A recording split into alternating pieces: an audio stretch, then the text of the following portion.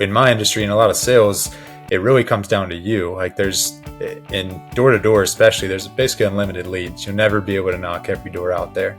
And so I knew that I was willing to go put in the work, and I was going to do whatever it took to make it successful. Welcome to the Fully Funded Show. Whether you're a capital raiser, deal sponsor, fund manager, or LP investor, we've got the insights you need for investing success. Join Sam Silverman each week for expert interviews, insider tips, and strategies to fully fund your ventures. Let's go! All right, we are back on the Fully Funded Show. I'm here with Anders Jacobson, who I'm really excited to go speak to today. Love his background as it is similar to mine, but also really different in the sense, right? Huge sales background. So Anders, I'll turn it over to you to go give your, share your story and kind of tell us, what you previously did and kind of how you got to here today as well. Yeah, thanks, Sam. Excited to be on here with you. So Anders Jacobson, I'm in Raleigh, North Carolina, live here with my beautiful wife and two amazing kids. I originally was in the sales industry, was in it for 13 years, specifically the door-to-door industry. And I built teams, managed over 500 sales reps, and scaled 2 solar companies from the ground up. I transitioned into real estate and invested along the way while I scaled my companies. Did everything from fix and flips, short-term rentals, single family into smaller, now larger multifamily. And recently have transitioned into the syndication space where we buy 100 plus unit apartments in the Southeast and Sun Belt. And yeah, it's been an amazing experience. I started as an LP and am able to, share my story with other investors on how my experience went from investing as an LP to now being on the GP side and really managing these properties. Yeah, so a few things I want to go touch on there. I think first, let's go talk about door-to-door sales. So for anyone who has never done it, myself included, it looks really, really challenging to go do, right? Kind of walk us through what that looked like for you and your teams doing it, where my take, if you can go sell door-to-door, anything else would be pretty easy from there. Yeah, I'd have to agree with you there. I tell every one of my reps and anybody who's ever worked for me that if you can sell in door to door, you can sell anything in any industry. So I'm pretty confident that those skills translate, and not just in the sales industry, but the communication skills and social skills translate too, and are beneficial. But I got into the industry, really was kind of forced into it. In college, I ended up being completely broke. I got a call from my dad, and he told me that they weren't going to be able to help pay for any more schooling. He'd lost a ton of money during the crash in '08, and just a lot of funds had dried up. And I was getting some athletic scholarships and a little bit academic, but I was at a private school, and it was costing me about $10K a year. And so my dad said, I can't help you if you want to go to this school and continue playing basketball there. You got to pay your own way. The most I'd ever made in my life was like $4,000. And so I was kind of down. I didn't know what I was going to do. And this recruiter came through at my college, and he said, hey, you can come sell home security systems door to door. And if you're good at it, no, it wasn't Vivint actually. It was an ADT, like authorized dealer. And he was like, hey, you can make probably $20,000 roughly if you work hard and are good this summer. And so my eyes like kind of, got wide, and I was like, no way. All right, well, it's worth a shot. Like it's the only way I can pay my way through school. And ended up being in Detroit, Michigan. It was the number 2 ranked dangerous city in the country that year. And we went all over Michigan that summer and sold, but it was quite the experience, man. I'm way out of my wheelhouse. I wasn't at the time comfortable or confident knocking on anybody's door. And, it was a scary experience, but once I got the hang of it, I grew to love it. And, it was fun. Yeah, I'm sure you've got quite a few stories from doing so. But for us, in terms of kind of focusing on the capital raising space, how would you really say that transitioning from taking your sales skills to raising capital really intertwines for you? There's a lot of similarities. I think part of it is the social skills and really being able to pinpoint the like massive pain or the problem areas for an investor, what they're looking for. Similar to a customer, you're always looking for what what they really need or want, and when you can pinpoint that with an investor, you gain a lot of trust from them. And then when you're able to deliver on that, even more so. So it's, I think that translates a ton. I'd say the other is just, running a company and managing teams, just being able to, manage the operations side and the systems that you put in place to, handle influx of investors and really deal with that on a day-to-day basis. Sure. Yeah, no, I think the sales world really just so take a step back to like whatever field that you're in, right? If you can go learn sales in some capacity, right? Understanding how to go interact with people, understanding how to go solve problems, dissect customer pain, and do it really in a smooth type way, that will serve you very, very well in whatever career or industry you go down. So on your end, I knew you started in the sales world. After selling after selling the door-to-door security for ADT in Detroit, Michigan, like what was next for you? Kind of what did that look like in terms of your progression to get to where you are today? Yeah, so I did that for a few years, paid my way through school, and then I transitioned, had an opportunity transition into the solar industry. I was selling home security, adding a bill to people's lives is like $45 to $50 a month extra.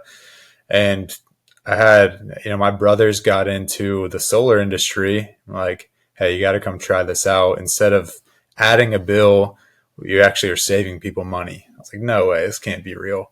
And so I went out to California back in 2015, tried it out, and was shocked at, how I don't want to say easy because it was still a tough sale, but compared to home security sales, it was a breath of fresh air for me. You're dealing with a whole different clientele, and being able to sell savings instead of an extra payment each month was huge for me. And so I loved it. I still was in school at the time, so I went back to school after that summer. Was planning to be a dentist, actually. That's my dad did. And so I was in pre-dental classes and on that track. And after I finished that year, I had 17 credits left, but I knew I wanted to go sell solar that summer. So I had an opportunity down in Charleston, South Carolina, from North Carolina. So loved being able to stay, in the South, and went down to Charleston, newly married, and, just crushed it that summer. Honestly, it went really well. And so by the end of the summer, me and my wife were talking like, do we want to go back to school or do we want to just, ride this out and see what happens? And so I called my dad, broke the news that I wasn't going back to school, and stayed in solar. Long story short, I ended up starting 2 solar companies and scaling those, and recently exited my second one beginning of 2023. So what was that conversation like, right? In terms of the shift from I'm going down a very society driven standard type route, right? Go get my bachelor's degree, go get my dentistry, license certification, degree for whatever it may be, right? And going down a very stable, likely salaried type route, maybe open a practice or two in the future, right? Very normal by society standards. When you tell people, hey, I'm going to go work for Solar's commission only, right? 100%. Yeah. So I'm going to go work in a commission only type role, going door to door, selling solar. What kind of reactions did you get from family, friends? I think this is a big topic to go dive into because most people follow this linear path that society tells them to go down, and it pigeonholes you in a sense as well, right? It puts you within a band, within a comp range, within a norm. So curious your experience in doing so. Yeah, I think a big part of it is you just kind of have to embrace that role. Like, when I tell people I'm a door knocker, like, I just would joke with them like, yeah, I'm a peddler or like solicitor.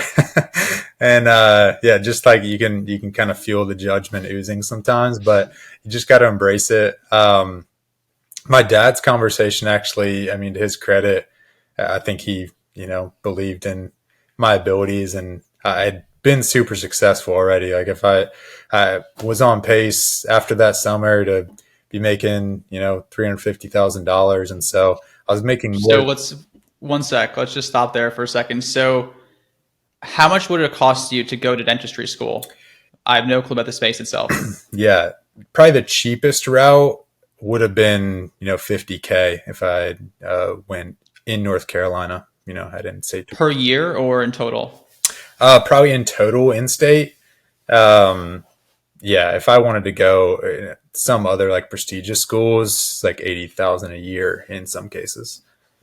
Sure. So you've got the opportunity. So you've got the cost of the actual school, and how many years is that? Four in most cases, three if you're So four. lucky. Yeah. So 3, 4 years of actual opportunity cost in terms of time, and then when you get out of dentistry school, you get your first job. What do you make in a year? Uh, was looking to make, it would have been roughly 200K a year.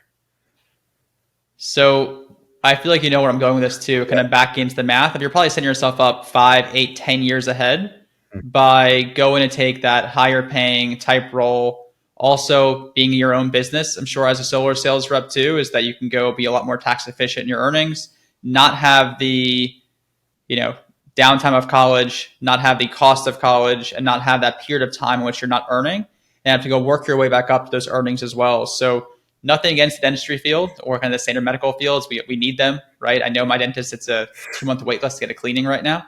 But when you look at the opportunity cost you have and taking on this risk, right? I think this ties to a lot of big things for people is, how safe do you go play it with what you're doing?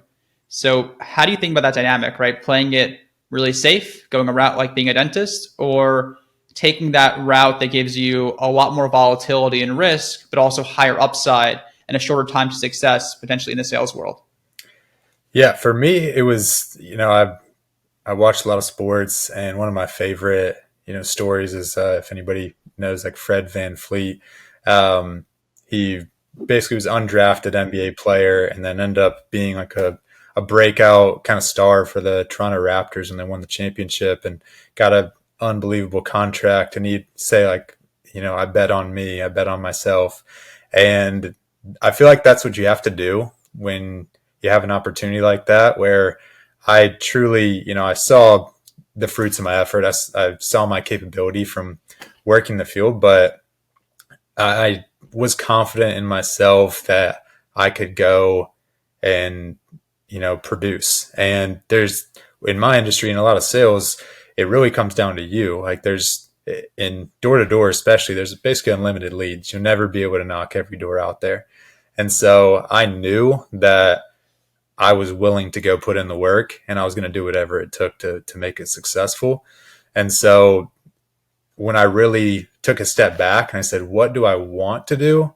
The dentistry route would have been the safer route for sure. Like consistent paycheck, you have the status. People, think dentists and the medical field is really high up in society, which like you said, we need them. They're great. I mean, my dad loved being a dentist, and it was great for him and my family.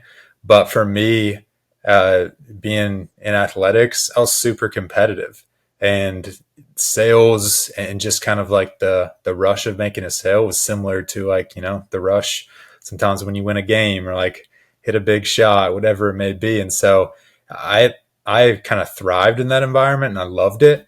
And so for me, it was when I really took a step back and thought about it, it was kind of a no brainer. Yeah, I like it. And I'm a huge basketball fan myself. And for context, Fred Van Vliet is 6 feet tall with 2 inch heels on. And it's, I think just signed a 3 year, $140 million contract with the Rockets, which is awesome. So Yeah. I'm always a big believer in it. I think it ties a lot to career choice in general too, right? When going the route in sales, that was my background as well. What I always say, if you can go sell, you'll have great job security, right? Or sorry, career security, you'll have horrible job security, right? Because you're, typically 1 quarter away from a 6-figure check and 1 quarter away from being fired for performance. At least my world was W-2, right? Where you were on a level of a salary as well. So there was that pressure to go perform in terms of keeping your role. In the 1099 world of being self-employed there, you kind of self-select out as you're not getting paid at all if you're not producing. So I think it's a lot of similarities tied to how much risk someone's willing to go take and how much effort they're willing to go put in versus which career path they go. And you kind of look at those two paths, right? The dentistry world, the kind of medical field, it's very much a memorization, follow instructions type field.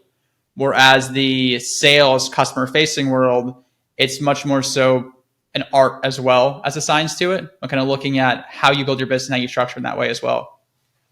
Yeah, absolutely. Definitely, is an art, and there's systems and things that you need to put in place and figure out in each industry. But yeah, for me, I've never really been one that likes to just fit into a box or, play in a certain field. I like to expand and, be creative, and, sales allowed me to do that. And I think that's one of the great things about the sales industry is you just have more creativity to, put your own little spin on your sales pitch or whatever you're selling.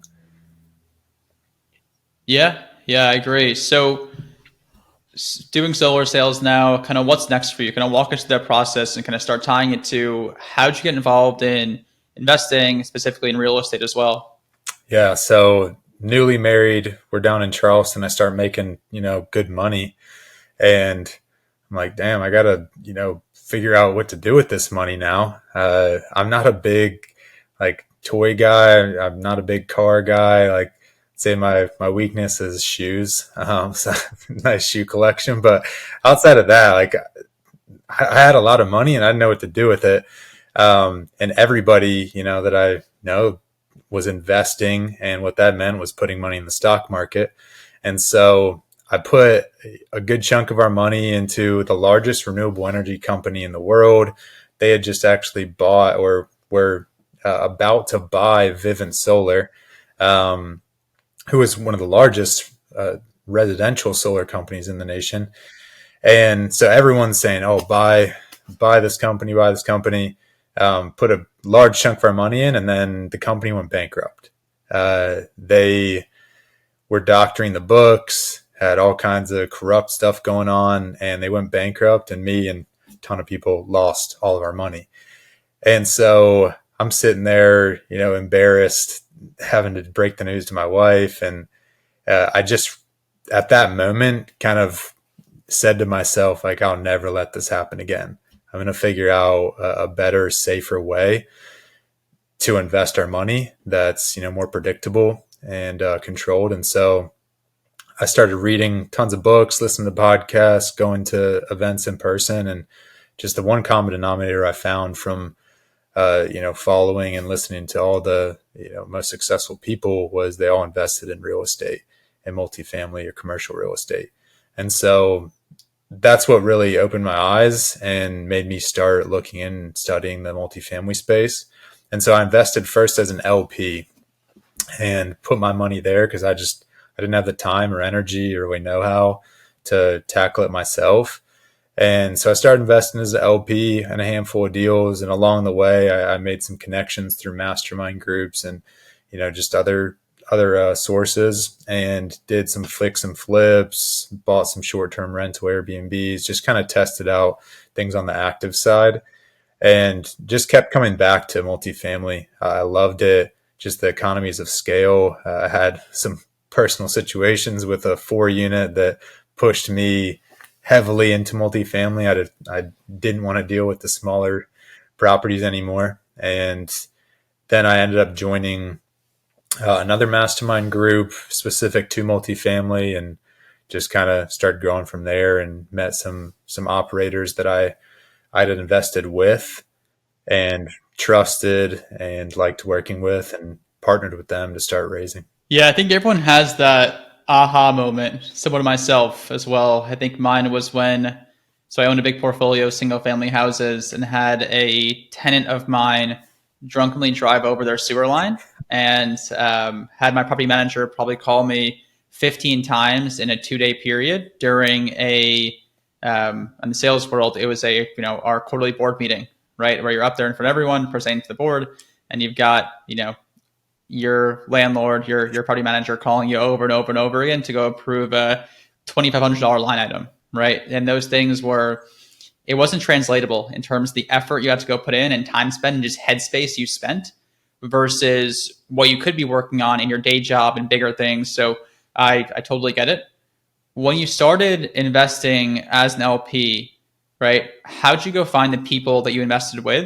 And kind of what was your experience with them, right? It's a really common route we hear for folks is went active, didn't like it for whatever reason, started investing as an LP, found some good partners that I invested with as an LP, and now I partnered with them on their deals. So like, what was that process like for you? And kind of how do you think about it as it relates to your business now today? Yeah, I had a big learning experience right out of the gates. So I invested first actually with Grant Cardone. That was my first LP investment. Yeah, I wouldn't ever do that again. Had a lot of learning experiences there. But being in sales, I listened to him a lot just for sales material, read his books.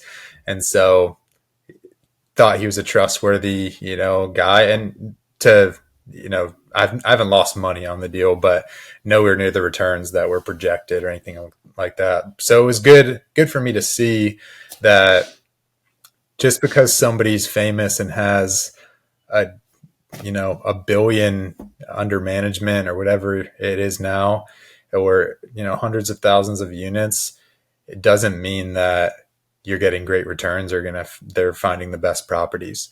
So, I'm yet to hit the pref on that deal in, 5-6 years. And this was bought in 2017. So if you've been in the real estate market, you would think that deal was crushing.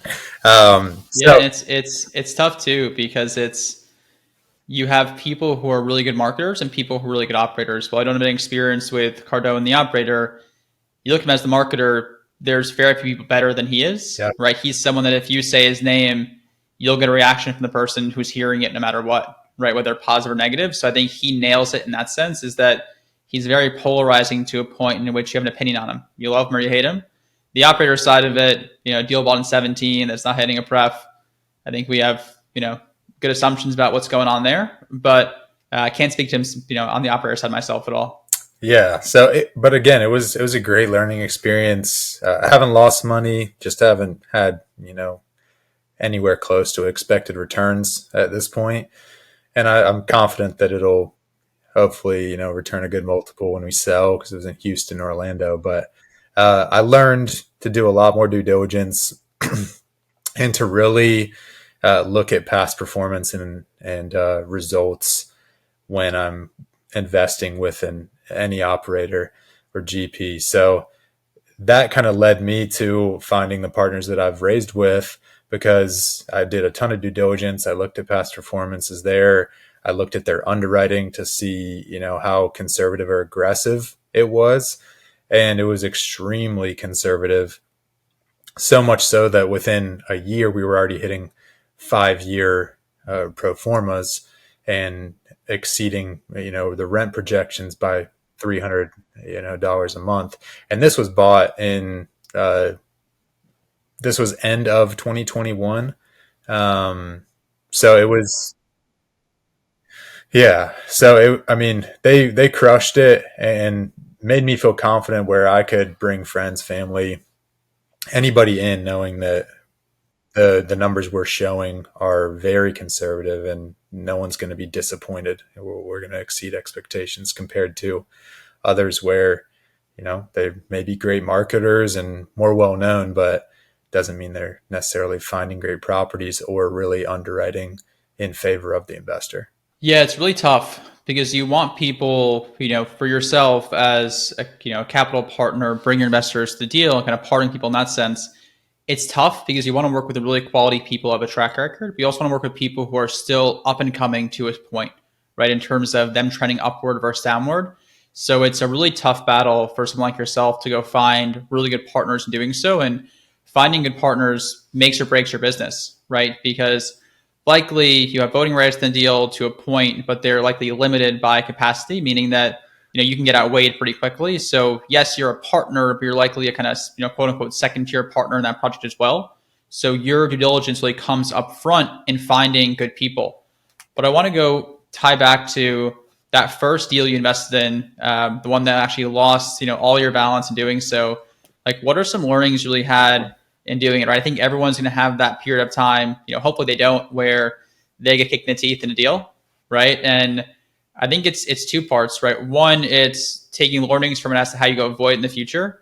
But two, it's also there's like a mental roadblock at when that happens as well, as to people can get more hesitant, more gun shy at times. So how did that impact how you think about doing deals down the future? Yeah, it was scary, and honestly, it made me hesitant to invest in anything for a while. I mean, that one being in the stock market, and really any investment. And I tell all the investors that work with me, I say, do not invest any amount of money that's going to make you lose sleep at night. And that's been kind of uh, like my strategy is a lot of these deals, you're investing 50, 100 plus K, whatever it may be, which is a lot of money. But if you're a high earner and you have $200,000 in the bank, I would strongly recommend against investing $150 to $200,000. Because if you don't hit that pref or you don't hit the projected returns, you're stressing. You're really concerned about these returns. Where of course you want to hit the returns and you want the operator to perform, but I would never put any amount of money in that would make me lose sleep at night or be extremely stressed. So that's the big lesson I learned, because I lost enough money where I was stressed and I was concerned. So I would never do that again. Yeah, and I think a nice thing too is that you can always go break up your dollars in kind of incremental amounts going into different projects like this too. Most operators will advertise a certain amount as their minimum, and if you ask them, most of them will gladly bend when looking at that structure as well, right? As an investor, I would say never go less than $25,000 into a deal, just from the tax issues that you may have in terms of process, as you likely need to use an accountant going forward if it's your first time doing investment like this. So something to go consider as well is that you'll likely want to have a CPA ready, which if you're investing smaller chunks, it may not be worthwhile in doing so. So there's something to think about. But the diversification you can go break up your deals into is super helpful. So now you've kind of partnered in multifamily deals, you've raised some capital. Kind of walk us through what it's been like actually working with investors now to bring them into your projects as a LP with them. Yeah, I've loved it. I mean, I got into the space and wanted to raise capital for investors because, I mean, it was life changing for me. I was able to, generate enough passive income to replace, my, not fully, because I was making a good amount running a business, but cover all expenses and be financially free.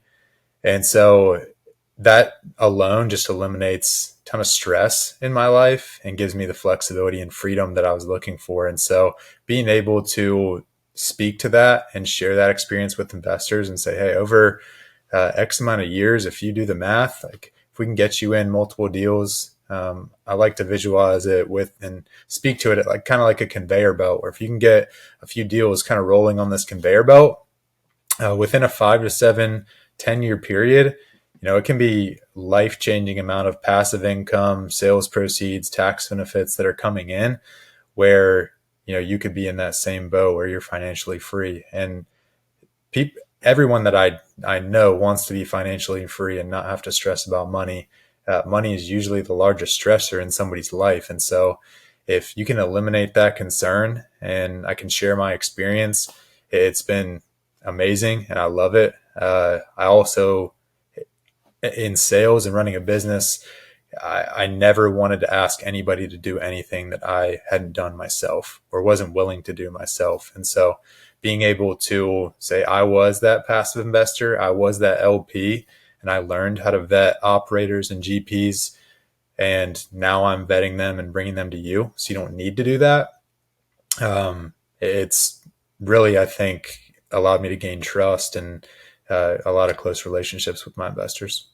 Yeah, for sure. So on your end, how did you kind of go about that first equity raise, right? From leveraging the contacts you knew, the people you had in your database from a while back, right? What was that transition period like of, okay, hey, I want to go do this now. Now I have to go out and actually do it. Like, what did that look like for you? Um, I've always just kind of, maybe jumped the gun, did things a little too fast, but I usually just kind of jump in and commit and then figure it out. So my first raise, I committed before I had a website up and running. I didn't have anything really set up. I hadn't talked to anybody either about any of the deals, and so everyone I talked to was like, "Man, that was a bad decision. Like, you need to be, nurturing these investors for months." And I was like, "Yeah, you're probably right, but I already committed, so it's too late, and I'm gonna figure it out." So I paid somebody quick, got a website up and running, you know, just figured it out, and then started reaching out to as many people as I could. Posted on Facebook, which was the only social media platform I really used, and had a handful of people reach out. Probably had 20 or 30 people hop on an email list, and then I just started, calling all of my network, family, friends, texting them, and I've randomly had like a college teammate reach out. He worked with a family office, or his family had a family office, and they did ground up construction, and they were looking to get out of ground up construction, at least, or put it on pause because of cost of materials, and wanted to diversify and get into some value add. And so we reached out, and they ended up investing, and then a handful of others. And by the end of it, I raised about 2 million. So I think there's direct correlation with someone's income or future income with how quickly they go take action on what they're doing, right? My first equity raise is actually really similar to that, right? Basically signing up for a deal and then, okay, I have to go figure all this out now. So I think someone's willingness to go figure stuff out in the fly, like I use the ratio of, there's different people in this world, and some people, take a sales rep, right? We both managed sales reps before in the past. And you have some sales reps that feel as though if I know 20% of what I need to know, I can go out there and try. And some people, I need to know 95% before they feel comfortable in doing so. The people who are in that 20% category, or really small category in which they're like, okay, I'll go figure this out, I have a general understanding, and I can go take action. Those people, from what I've seen, really do well in a lot of fields. So curious your take is how that kind of applies together. Yeah, I'm a firm believer that, if you can be if you're a self-starter, you'll go a lot farther in life. If you just start taking action, and, you'll figure it out along the way, because no one wants to fail. So if you just commit and get started, you're going to fight as hard as you can to, figure it out and succeed. And so I definitely want to make more mistakes than other people make attempts in life. And I definitely believe that if you commit to a raise in this industry specifically, but in, any industry, if you commit to do something and then you just go all in and, work as hard as you can, you'll figure it out. I mean, you'll get a lot farther than you would if you waited till you were 95% ready. I promise you that. And you'll make a lot more mistakes, which will be super beneficial for you. Because I learned a lot in that first raise that helped me on my next raise, and will continue to help me on each raise that I, continue to do. Yeah. I mean, there's only so much people can go read in books. It's not, go look at page, this and that. It's like, go take action and start seeing what actually works. So I like it. Been really fun having you on. So for the listeners, how and why should they reach out to you? And we'll link everything in the show notes too for you. Yeah. Reach out to me. Just hop on my website, www.brightoncapital.io. Click join the club, fill out some info. You'll get a link to set up a call directly with me. Why to reach out with me? First off, if you're a capital raiser, I'm I'm an open book, happy to share my stories, my experience to help benefit you. If you're wanting to get started, definitely I've received so much information and valuable feedback and advice from other people in the industry, and my sales career the same way. So reach out to me. Happy to share anything I can to help you on the journey. Um, but really, if you're an investor, I can speak to you just from my experience that I was in your shoes. I know exactly what you're dealing with and what you need, and I can I can speak from an LP perspective and tell you what I did to get to this point, and walk you through that path and down those steps. So yeah, reach out to me. Love to chat with anybody who's listening in the audience, and yeah, appreciate your time. Cool, man. Anders, it's been fun. Yeah, appreciate you, Sam. Thanks. Thanks for tuning in to the Fully Funded Show. If you enjoyed today's insights, hit follow, share with your investing pals, and drop us a review. Connect with us on social media for bonus content. Your success is our mission. Keep those funds flowing. See you next time.